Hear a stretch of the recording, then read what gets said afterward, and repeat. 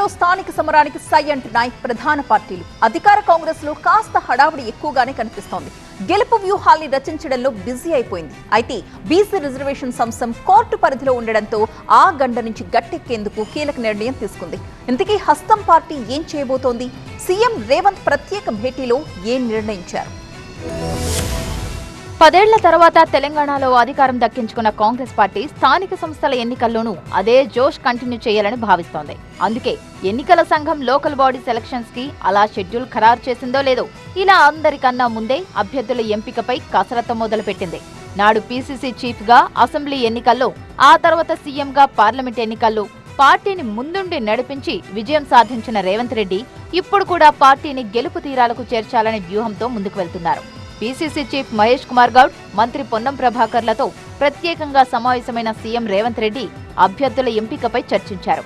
MPTC, ZPTC, sarpanch అభ్యర్థుల జాబితాను త్వరగా పూర్తి చేయాలని సూచించారు.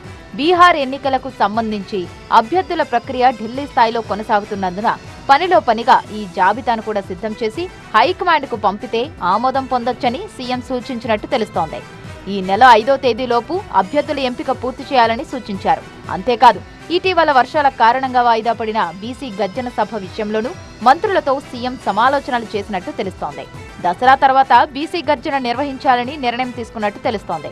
అయితే బీసీ రిజర్వేషన్లపై కాంగ్రెస్ లోని బీసీ నేతలు మూకుమ్మడిగా హైకోర్టుకు వెళ్లాలని నిర్ణయించారు. ఈ వ్యవహారం మరింత డిలే కాకుండా, ఎన్నికలకు అడ్డంకులు లేకుండా మంత్రులు, ఎమ్మెల్యేలతో సహా భారీ సంఖ్యలో బీసీ నేతలు ఈ కేసులో ప్రతివాదులుగా ఇంప్లీడ్ అవ్వాలని నిర్ణయించినట్టు తెలుస్తోంది.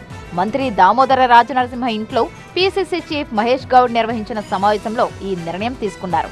అధికార పార్టీ నేతలు ఎంత ఆశాభావంతో ఉన్నప్పటికీ స్థానిక ఎన్నికల్లో బీసీలకు 42% రిజర్వేషన్లు కల్పిస్తూ తీసుకొచ్చిన జీవోపై హైకోర్టులో పిటిషన్ దాఖలు కావడంతో ఈ నెల 8న జరిగే తదుపరి విచారణ తర్వాత తీర్పు ఎలా ఉంటుందోనన్న హైటెన్షన్ ఏర్పడింది.